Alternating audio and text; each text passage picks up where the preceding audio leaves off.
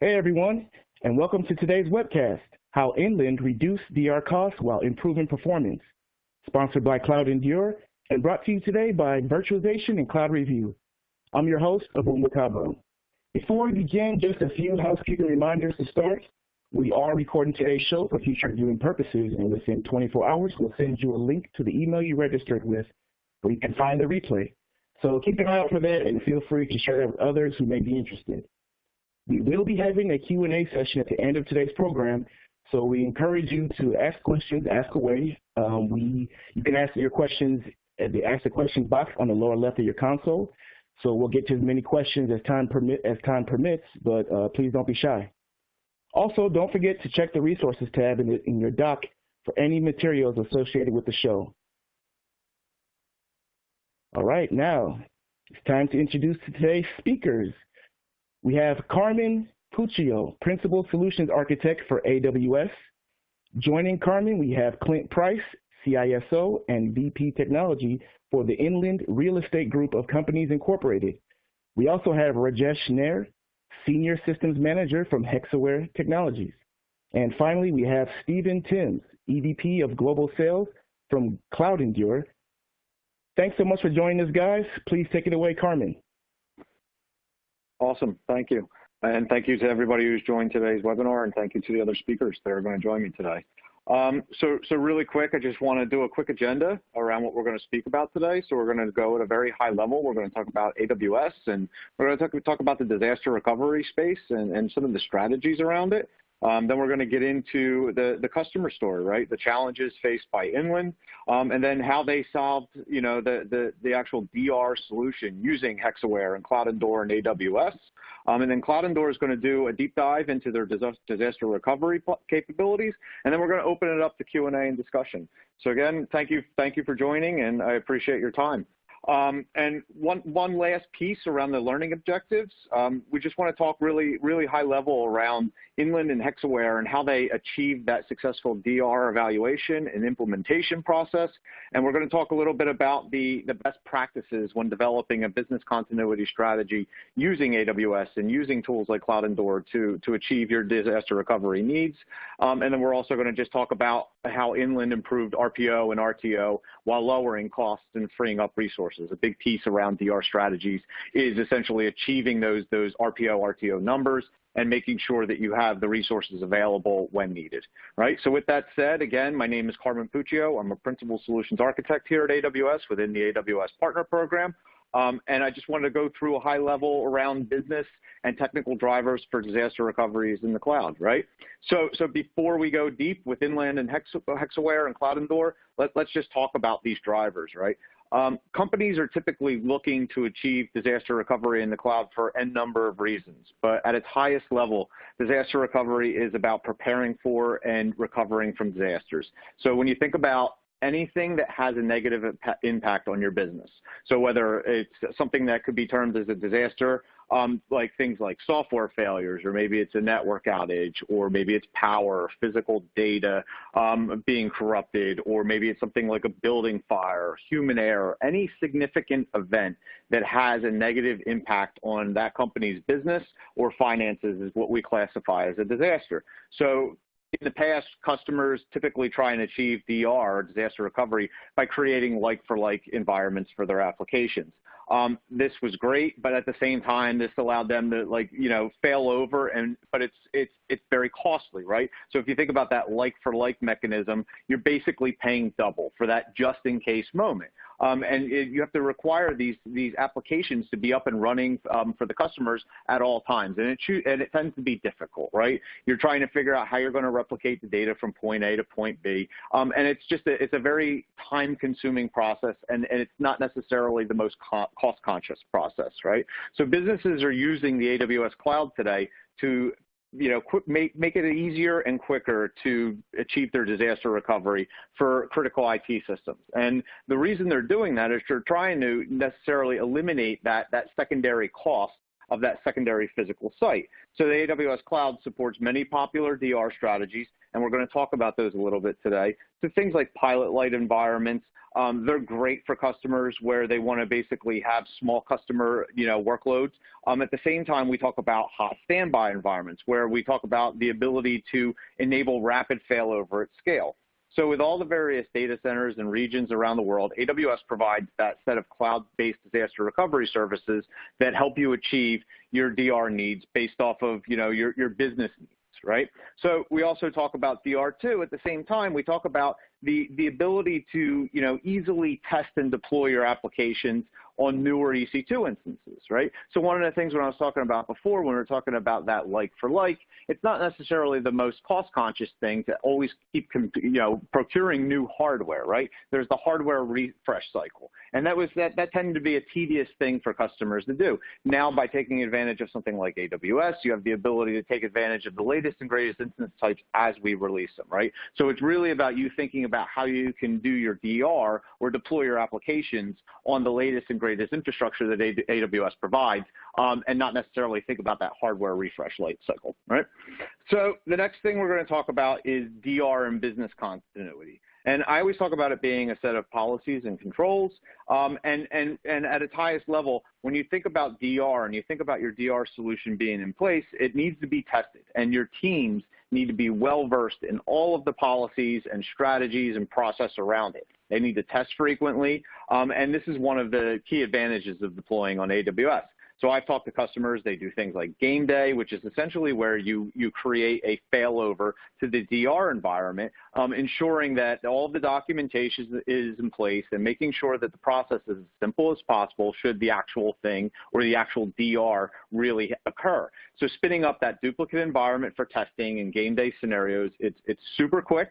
It can be cost-effective on AWS, and you don't need to necessarily touch your production environment. You can use things like AWS CloudFormation to deploy complete environments on AWS, and then you use that template to describe the AWS resources and any dependencies or parameters that are required to create that full or like-for-like DR environment inside of AWS.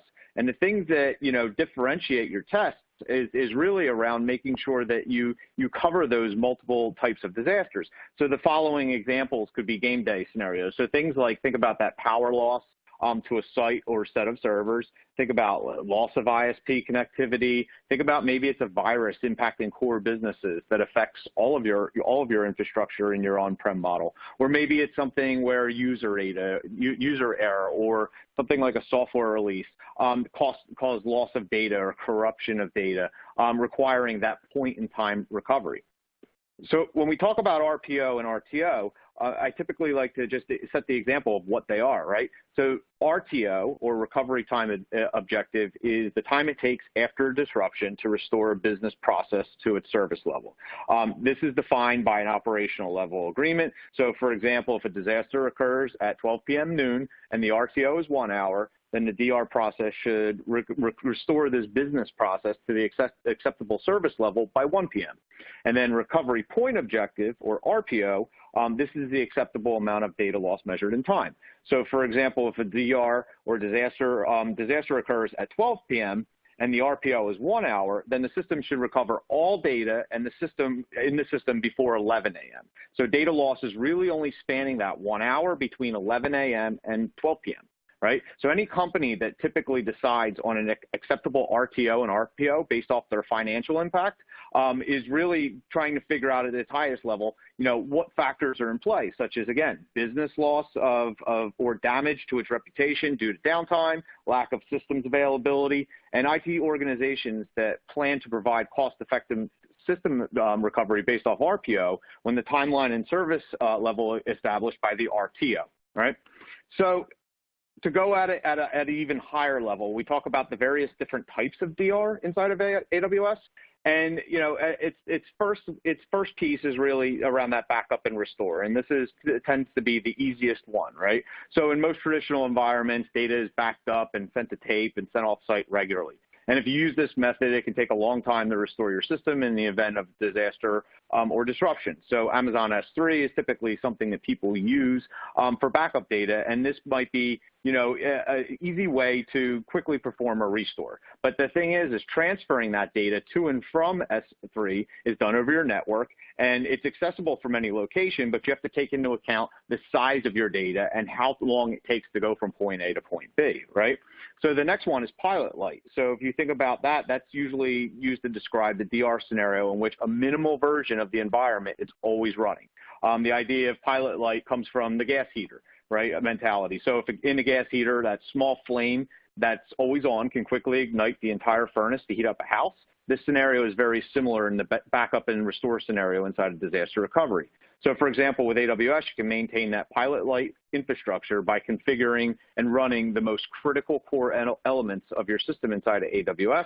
And when the time comes for recovery, you can rapidly provision a full-scale production environment around the critical core, right? So you really want to think about DevOpsifying your code, putting that infrastructure as code in place, thinking about taking advantage of things like CloudFormation, or maybe using things like auto-scaling around that Pilot Light architecture, right? So then there's the warm standby model. This is really where you're talking about having a system in place for that DR scenario in which a scaled down version of a fully functional environment is always running. And a warm standby solution extends the Pilot Light elements in preparation, but it further decreases the recovery time because some services are always running. So by identifying your most business critical systems, you can fully duplicate these systems on AWS and you always have them on. And then lastly is the one with the real-time RPO, RTO, and that's hot standby with multi-site, right? So multi-site solutions in AWS, as well as on your existing on-site infrastructure in another region in AWS, think of it as that active-active configuration. But you need to think about the data replication method, how you will deploy that to basically meet that RPO, RTO, or to achieve that hot standby model. So when we talk about the application lifecycle and figuring out which technique you should use and which one to take advantage of, it really boils down to your RPO and RTO. And it also boils down to the cost associated with each technique. So it's very important to realize that besides taking advantage of AWS services to meet those RPO, RTO numbers, there are fantastic tools, CloudEndure being one of them, that can help you take advantage to meet those requirements. And then with any application, there's a wide spectrum of complexity when trying to figure out the strategy. So with AWS, you can design that effective DR strategy or DR recovery plan that allows you to prioritize your costs, and it allows you to control the building blocks required to build that appropriate solution. So the key advantage of using AWS services is that they're obviously on demand and you're only paying for what you use, right? We also have the global footprint. I always talk about this in the DR strategy context. So the AWS cloud now spans 57 availability zones with 19 geographic regions, and we have announced plans for more availability zones in more regions around the world in places like Cape Town and Milan and Stockholm. And we recently opened up the second GovCloud region inside the US. And if you think about it, the fact that we have such a wide point of presence, it should allow you to easily plan your DR needs from that geographic perspective. We talk about relevant AWS services. So to think about it this way, we're always constantly evolving our services. We're trying to make it easier for our customers to migrate their workloads to the cloud. So whether it's a customer trying to move their servers or move their databases or move their data to the cloud, the services and tools that help with a disaster recovery strategy, they all share a common goal or a common umbrella around them, and that's to facilitate that DR plan in AWS by minimizing downtime and application workload impact, but at the same time trying to minimize data loss. And then lastly, I just want to highlight the AWS Marketplace, right? So the AWS Marketplace is that online store that helps customers discover, purchase, migrate, and immediately start using software and services they need to build products that run their business.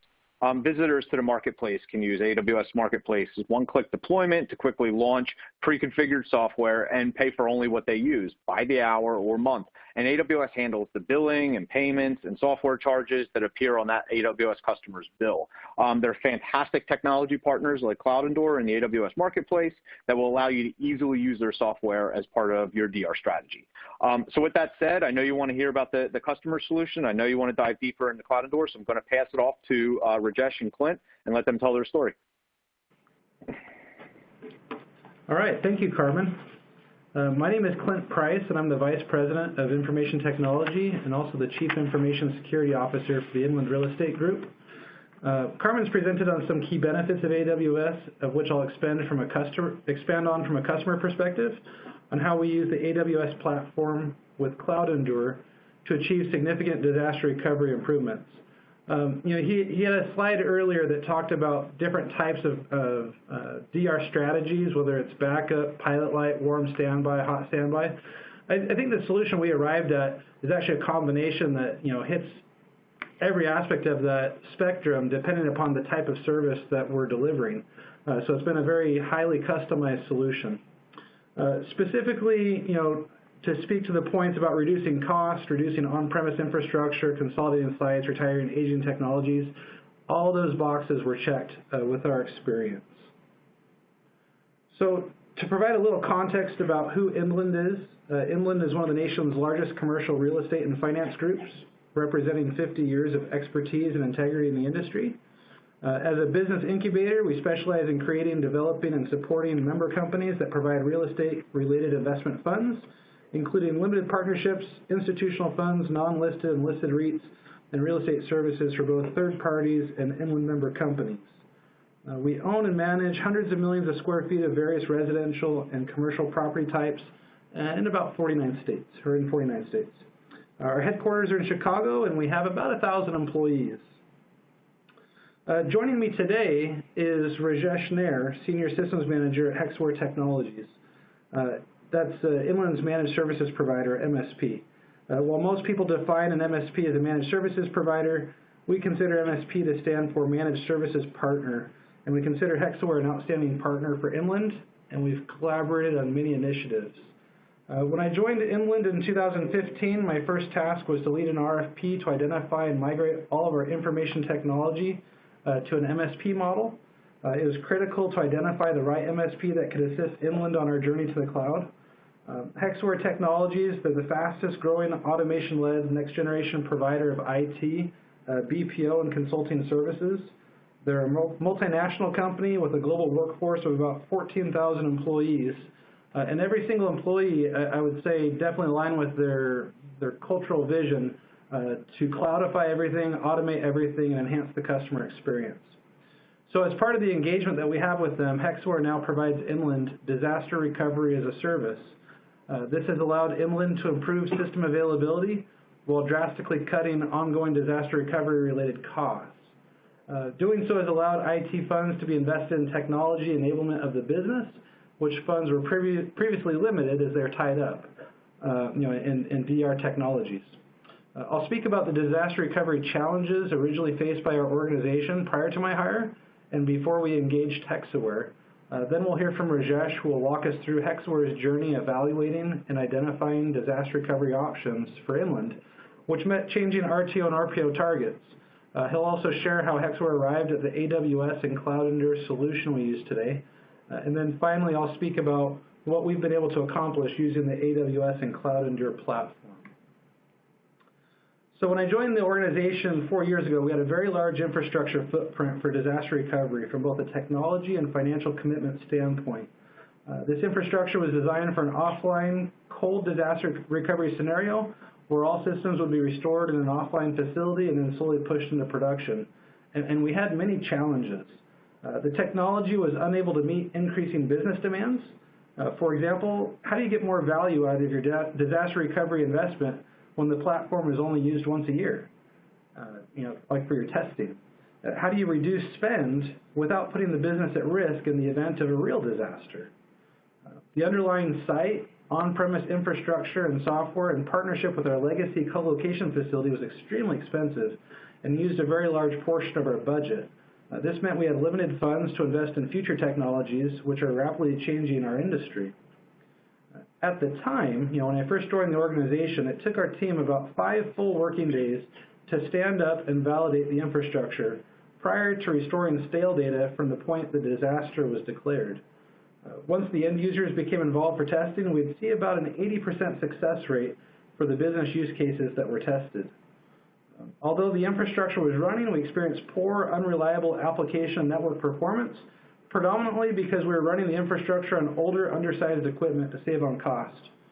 We experienced issues with data replication where our legacy storage and backup solution had trouble keeping up with Inland's ever-changing data, and that was because the data was only synchronized to the disaster recovery environment on a nightly basis. With all this, we still weren't simulating a true disaster because it was non-production data. It was running on an isolated network, and the users were only able to test from the site recovery location. Rajesh will now speak about how Hexoren evaluated various disaster recovery technologies to identify the right solution for Inland. Thank you, Clint, for describing the challenges faced by Inland and opportunity for Hexoren to drive value around disaster recovery as a service. Once we understood Inland's challenges, Hexoren engaged experts from our data protection, business continuity, and cybersecurity practices. Our team performed a deep dive assessment of Inland's IT landscape and identified and documented an application dependency matrix. This application dependency matrix was crucial to identify how all of the systems work together in the Inland ecosystem. As part of the engagement, Inland elected to upgrade their IT systems to leverage infrastructure as a service managed by Hexoren, delivered on a hyper-converged private cloud. Re-architecting Inland systems, we were able to significantly improve system resiliency and availability, which resulted in a significantly improved user experience. As Clint stated, one of the objectives Inland provided was to improve value while reducing the cost, doing more with less. An additional business objective was to raise the bar significantly in meeting more challenging RPO and RTO targets. Where Inland previously accepted 5 days to return systems to operation, now live data would need to be available in a disaster recovery scenario within minutes. Clearly, disaster recovery needed to be revamped to align more closely with these business objectives, and AWS, combined with CloudEndure, not only met the business objective, but also exceeded expectations.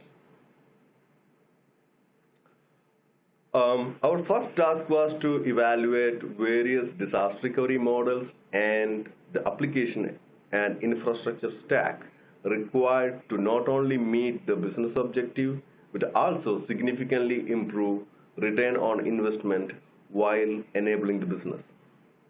We evaluated vendors that not only said they were able to meet Inland's revised and aggressive RPOs and RTOs, but backed it with their commitment. CloudEndure easily rose to the top of the list of solutions to research and evaluate in depth. CloudEndure's implementation was straightforward and easy for our team to configure with minimal guidance.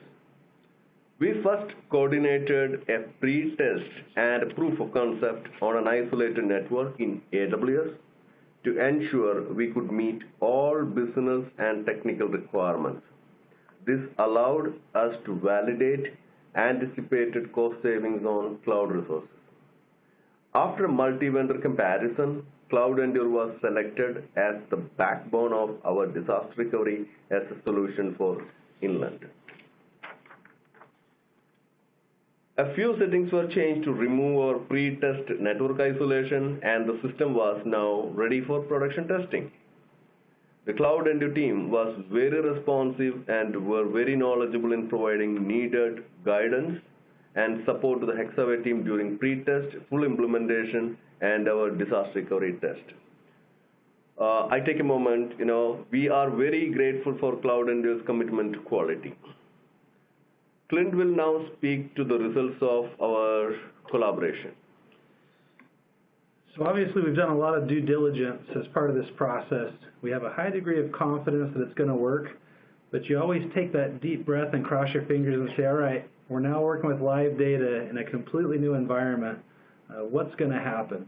And so we had to make sure that we crossed, all of our T's and dotted all of our I's to ensure that we had a system that was ready to go. And we had some tremendous results. Our first test simulated a disaster of our Oak Brook, Illinois campus, while our second test simulated a regional outage to the Chicagoland area with data replicated by CloudEndure to AWS. Where business test cases previously passed successfully 80% of the time, we've improved this to 99% success rate. And really the only reason it was published to our business users at 99% is because my leadership didn't want to claim perfection. In reality, all business test cases have passed 2 years in a row. Hexore's Disaster Recovery as a Service platform, comprised of CloudEndure and AWS, has allowed us to restore service in minutes, not days, and ensures data is only a few minutes old rather than a day old. This has allowed our team to turn the disaster recovery environment over to end users quickly and allow them to test on live production data without impeding the business from normal operations. Rather than requiring users to travel to a hot site for DR testing, the solution enabled us to allow our users to test from home.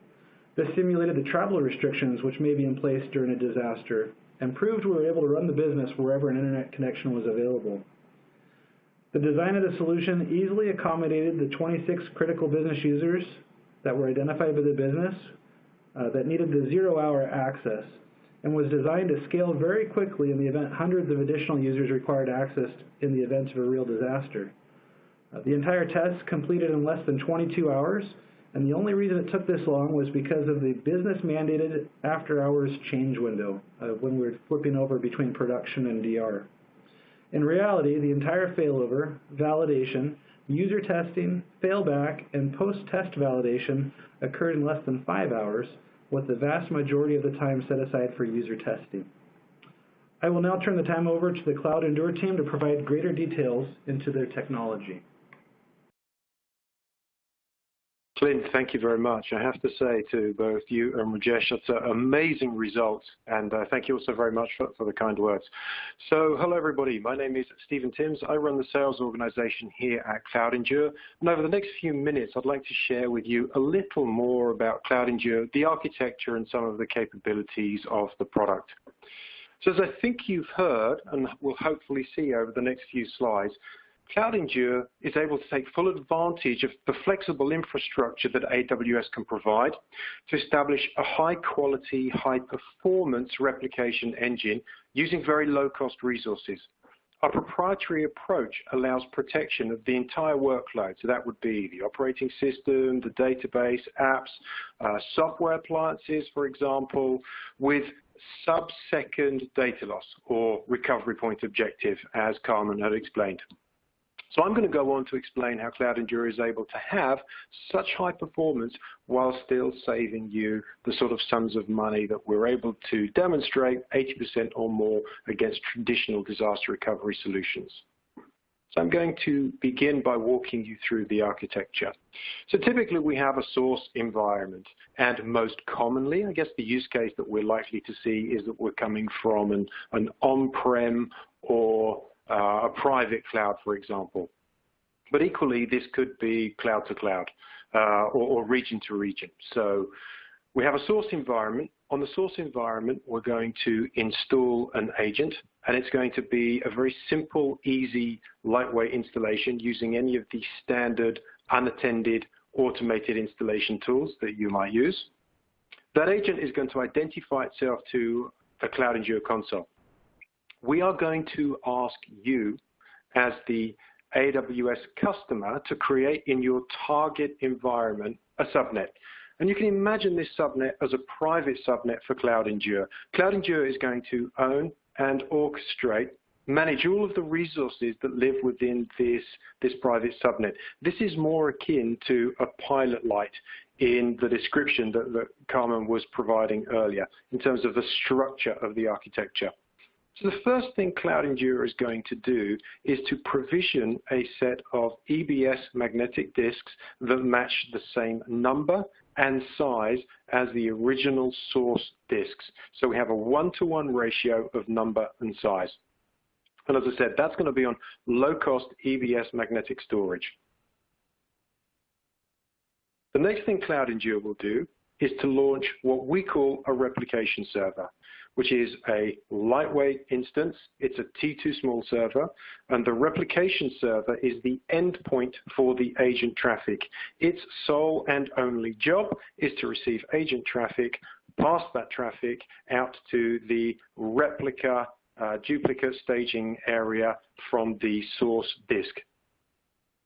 The job of the agent at this point is going to first be to read the entire disk in what we call initial sync mode, at which point the agent will switch into CDP, or continuous data replication mode.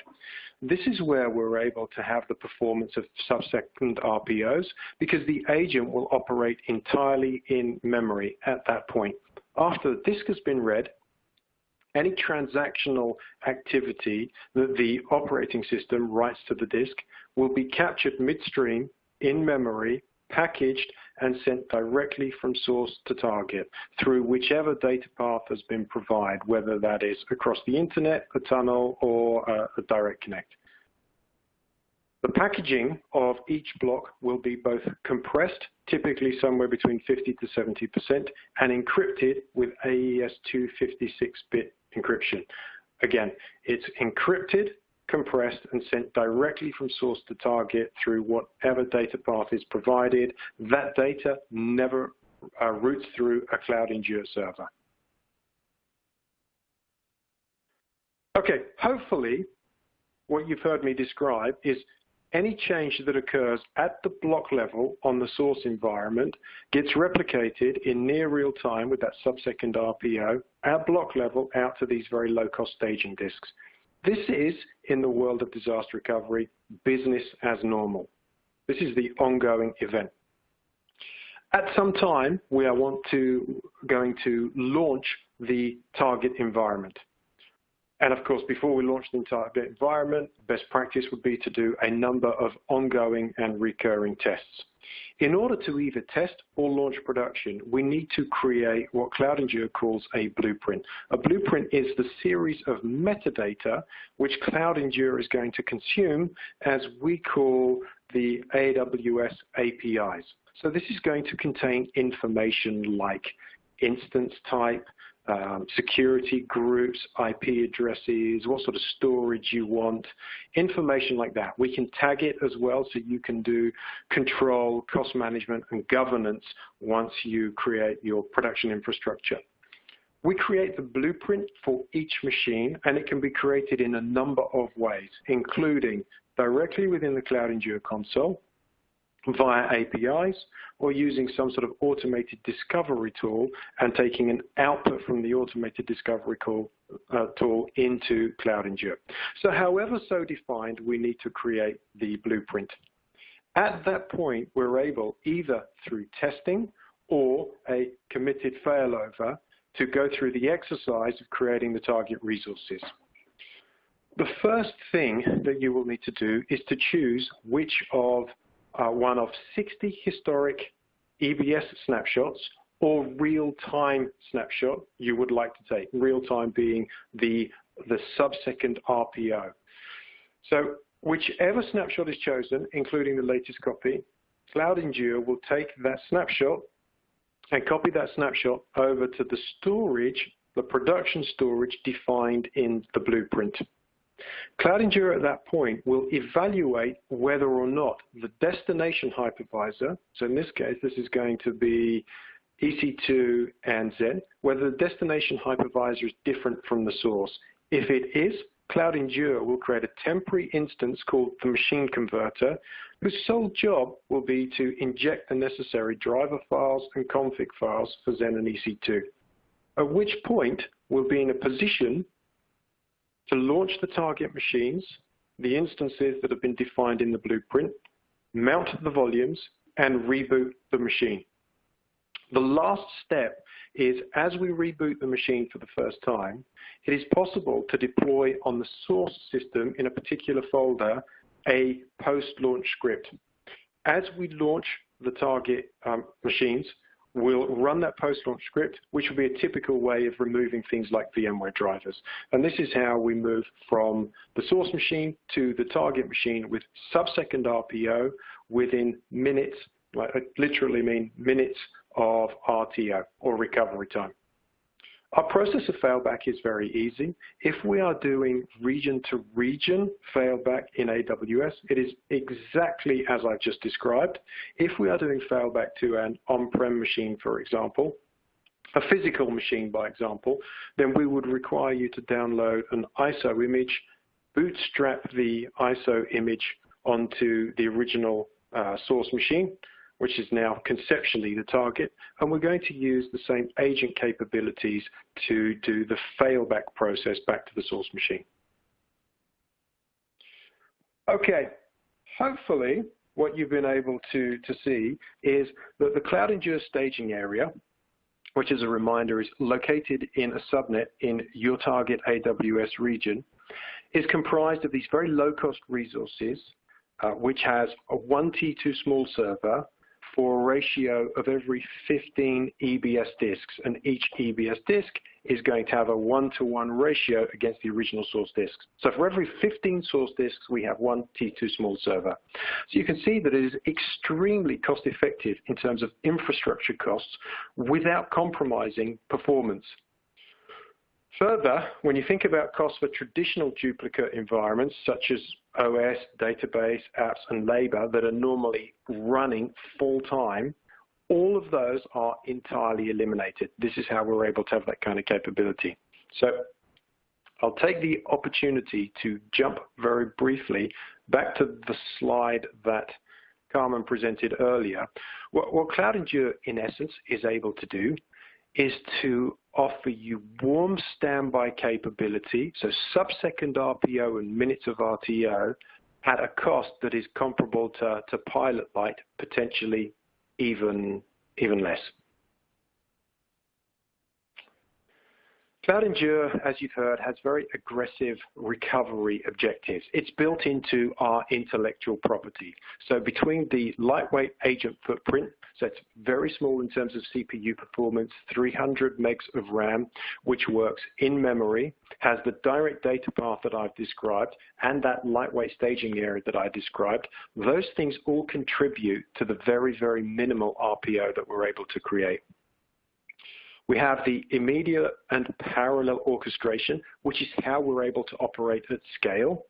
The automated machine conversion, which allows you to ignore the difference in hypervisor destination from the source machines, and the real-time and historic snapshots, which gives you real-time or up to 1 in 60 historic snapshots over the course of 30 days.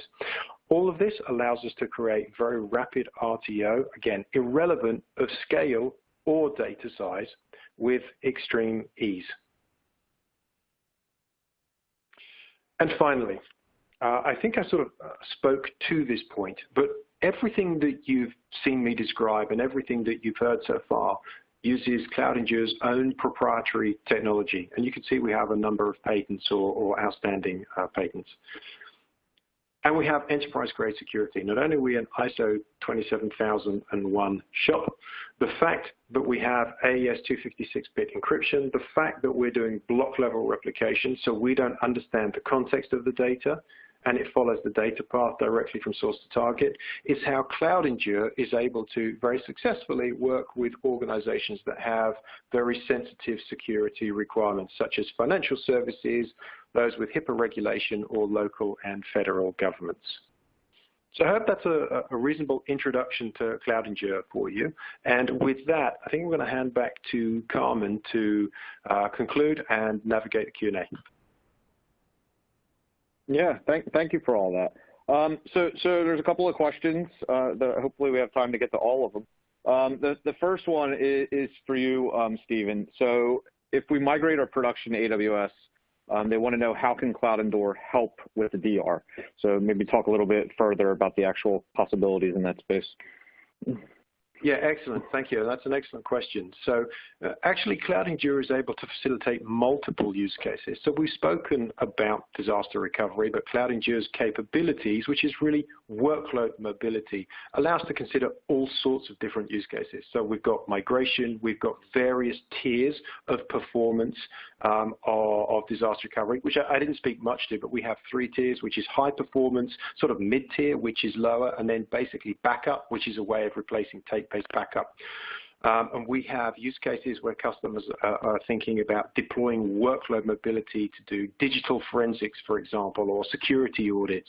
So there's multiple different use cases. But if you have either migrated, CloudEndure can support disaster recovery region to region. And if you are thinking about migrating but want to look at disaster recovery, we can actually use the disaster recovery license to effect the migration. So you begin with on-prem as your source, with your AWS region as your target. When you're ready to migrate, you actually simply fail over. And as you failed over, you change the destination now to be region to region. So you change the destination to a second region. Great question. I hope that answered it. Yeah. Yeah, I love that migration capability that kind of leads into that DR story, right? And so for those listening on the webinar today, CloudEndure is one of our migration competency partners. You can take a look at the migration competency page on AWS, and you can learn a little bit more about it. But essentially, it's AWS's way of having trusted partners, and we hold a very high bar to make sure that they can actually facilitate in that particular category.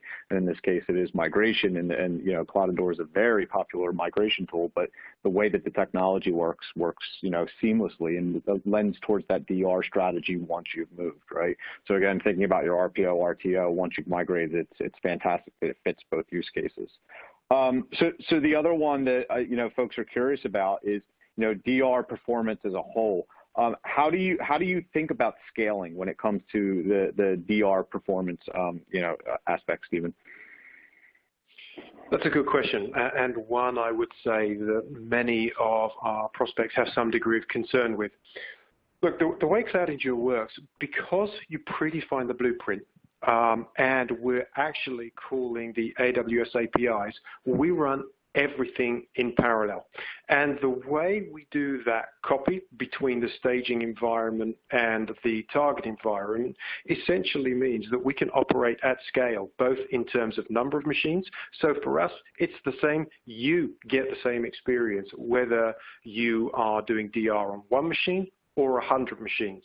You get the same experience whether it's a database of 100 gigs or several terabytes, because of the fact that we're running everything in parallel and the way we do the copy process between the staging environment and the target. So scale actually becomes less of an issue when using CloudEndure for disaster recovery.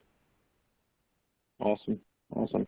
Another one that came in that's interesting as well, if you think about it from the security context, how does CloudEndure integrate with things like LDAP? So in essence, we support various SSO or single sign-on capabilities, and we do that through a SAML2 implementation directly within the product, the security assertion markup language, and that's a capability that's built directly into the product. So we're able to support not just LDAP, but many SSO technologies. Okay, cool. So there's one right here around virtualization, right? So there's various different virtualization technologies out there, right? So if it's KVM or Zen or whatever it may be. Does CloudEndure support more than just one, right? So when we talk about, like, you know, migrating to AWS, maybe you're moving from one cloud provider to AWS. Does CloudEndure support various different use cases there?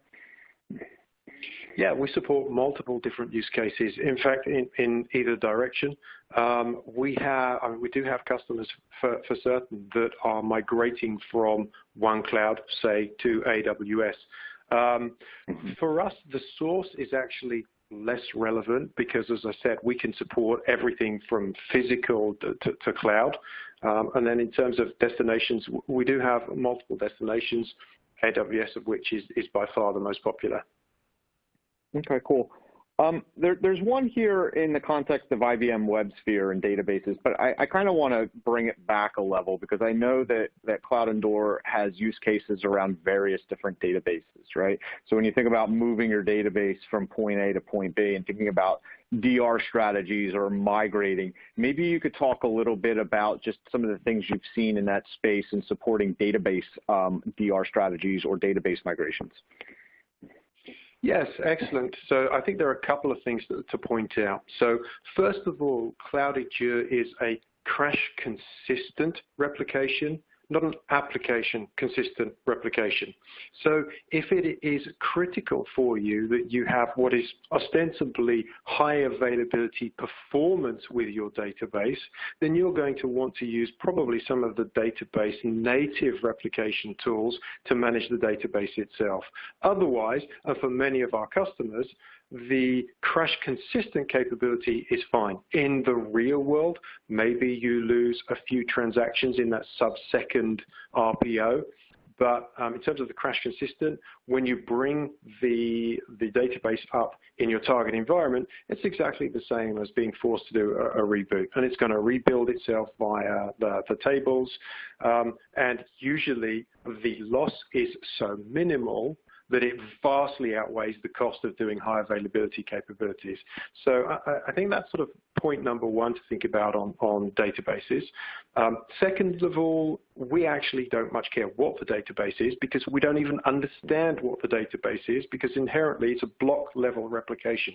So we're just grabbing blocks off of the disk, off of the storage. So we don't even see what database it is, which means we really support everything.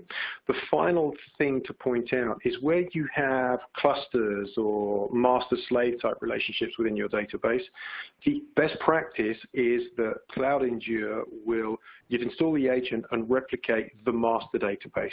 When you fail over, you bring up the master database and then rebuild out the cluster on the target environment.